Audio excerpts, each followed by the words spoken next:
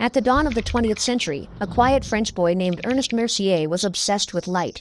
Not the poetic kind, but the electric kind.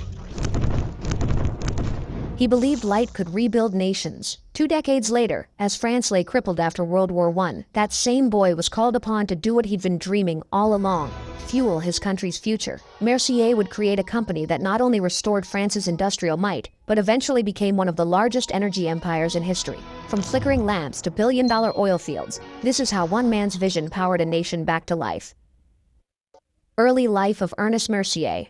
Ernest Mercier was born in 1878 in the small riverside town of Vienne near Lyon. It was a place where the hum of industry mixed with the rhythm of rural life. His father was a modest tradesman, and young Ernest grew up watching machines transform the countryside. From an early age, he was fascinated by how things worked: the gears, the currents, and the invisible forces that powered progress. He attended the prestigious École Polytechnique, then the École Supérieure d'Électricité, 2 of France's elite engineering schools. There, Mercier's sharp intellect and methodical curiosity caught the attention of professors who saw in him not just a student, but a future builder of nations. He once remarked that electricity is civilization in motion, and for him, that wasn't just theory, it was a mission. After graduating, he joined the French power industry at a time when energy was still largely fragmented and regional. Mercier quickly became known for his technical genius and leadership in hydroelectric and thermal power plants. By his early 30s, he was managing major projects across the Rhone Valley, bringing electricity to communities that had never seen light after sunset. Colleagues described him as a man of quiet conviction, the kind who spoke less than most, but achieved more than all. He wasn't driven by money or politics, but by an almost patriotic obsession to make France self-reliant through technology. By the time World War I erupted, Mercier was no longer just an engineer. He was a visionary.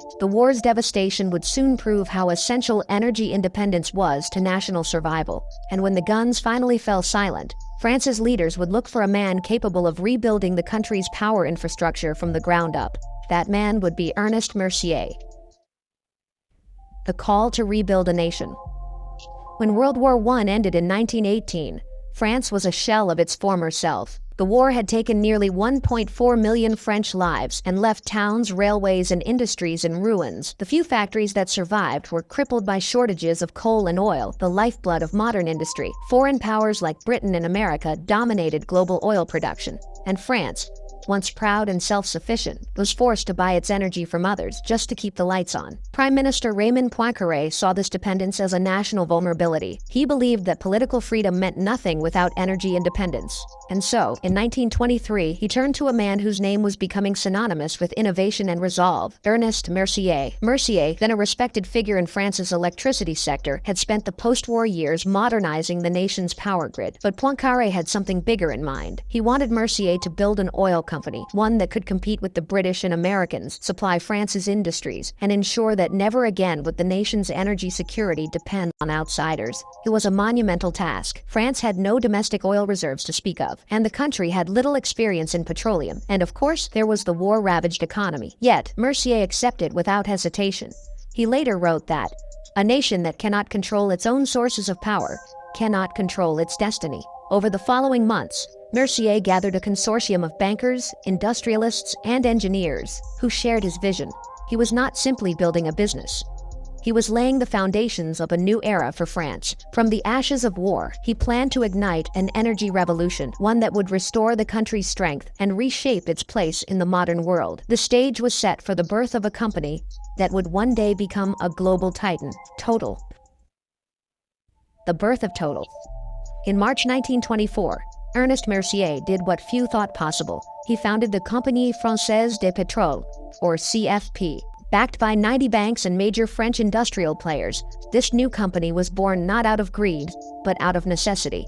France desperately needed oil to rebuild, and Mercier's vision was clear. If France couldn't buy energy independence, it would build it. Mercier negotiated tirelessly with the government to secure France's 25% stake in the Turkish Petroleum Company, a crucial outcome of the 1920 San Remo oil agreement.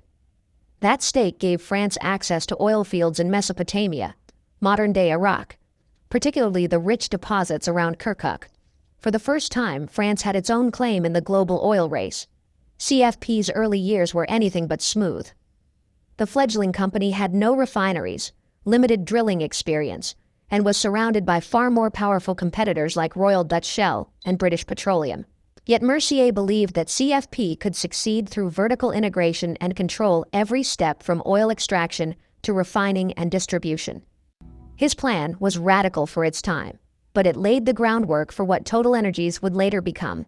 In 1932, CFP opened its first refinery in Normandy, and in that move, it started transforming imported crude oil from the Middle East into gasoline for France's growing motor industry. The refinery symbolized France's rebirth with its smokestacks rising from the fields like iron monuments to resilience. Mercier was more than a businessman. He was a strategist. He saw oil not just as a commodity, but as the cornerstone of national sovereignty. In a letter to his board, he wrote, "France must not depend on the charity of others for her energy. She must master it herself." By the early 1930s, CFP was producing, refining, and selling oil across multiple continents. What began as a patriotic experiment had evolved into a serious global contender. But Mercier's ambition was only just beginning. He had built the foundation of an empire, one that would weather wars, revolutions, and economic crises, yet continue to burn bright for a century to come. From war to the oil boom. By the mid-1930s, the Compagnie française des pétroles had become a name whispered with admiration across Europe's industrial circles. From the oil fields of Iraq to the refineries of Normandy, Mercier's vision was taking shape. The company's extract, ship, refine model allowed France to meet nearly a fifth of its fuel needs. That's a remarkable feat for a nation that only a decade earlier had been running on imported coal and foreign goodwill. But the 1930s were not kind to Europe. As global tensions mounted once again, CFP found itself facing a new kind of challenge: survival in a world on the brink of another war. When World War II broke out, Ernest Mercier refused to cooperate with the pro-Nazi Vichy regime, particularly when ordered to distribute American Red Cross supplies under its authority. His quiet defiance cost him dearly. He was forced to resign as chairman in 1940, marking the end of his direct involvement with the company he had built. Under successive leaders, Jules Mény, Marcel Champlain, and later Victor de Metz, CFP endured the chaos of occupation and the destruction of much of France's industrial base. Yet the company survived. When peace returned in 1945, France's hunger for recovery once again turned oil into gold. Victor de Metz, who would lead CFP for the next 25 years, guided it into a period of dramatic post-war expansion. The company spread across North Africa, most notably into Algeria, then still a French colony. But perhaps its most brilliant move came in 1954, when CFP launched its retail arm under a new brand name, Total. The simple, confident word was meant to symbolize completeness, modernity, and national pride. Service stations across Africa and France were repainted in Total's red, white, and blue. And for the first time, motorists associated French energy with French identity. By the late 1950s, the company had moved into North America through its subsidiary, Total Petroleum, North America, Limited. And within 2 decades, it owned hundreds of refineries and service stations across the United States and Canada. By the 1980s, Total had become a household name in both Europe and abroad. Its red-lettered signs gleamed from highways in Paris to Oklahoma. In 1985, to reflect its growing global status, the company officially changed its name to Total CFP. And by 1991, simply Total. From Mercier's dream of national independence had grown a multinational colossus. The boy who once sought to light France's cities had, through sheer will and vision, helped illuminate the world. From national dream to global powerhouse. By the 1990s, Total had long outgrown its original mission. What began as a patriotic project to protect France's energy independence was now a global empire competing head-to-head with the likes of Shell, BP, and ExxonMobil. Its growth was fueled not only by ambition, but also by an uncanny ability to adapt. It merged, diversified, and modernized with each new energy era.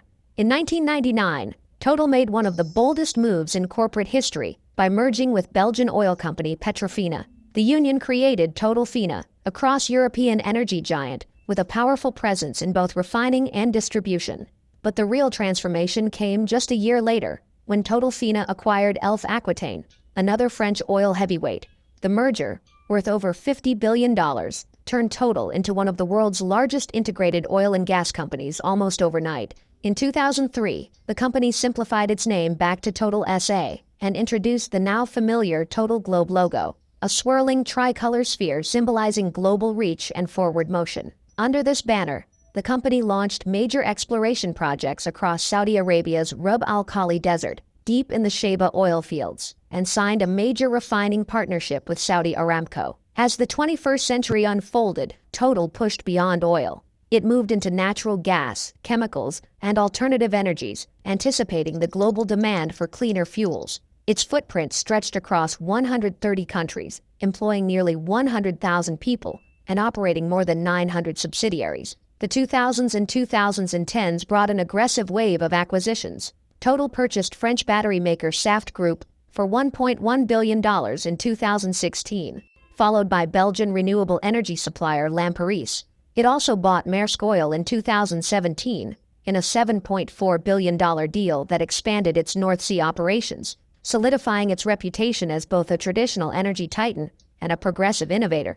By 2017, Total SA reported revenues of $171 billion, assets valued at $242 billion, and operations spanning every continent. The company that Ernest Mercier had built from nothing now stood among the world's 7 supermajors, the elite oil and gas corporations that shaped the global economy. Yet for all its success, Total was no longer content to remain just an oil company. The winds of change and the growing urgency of climate responsibility were calling.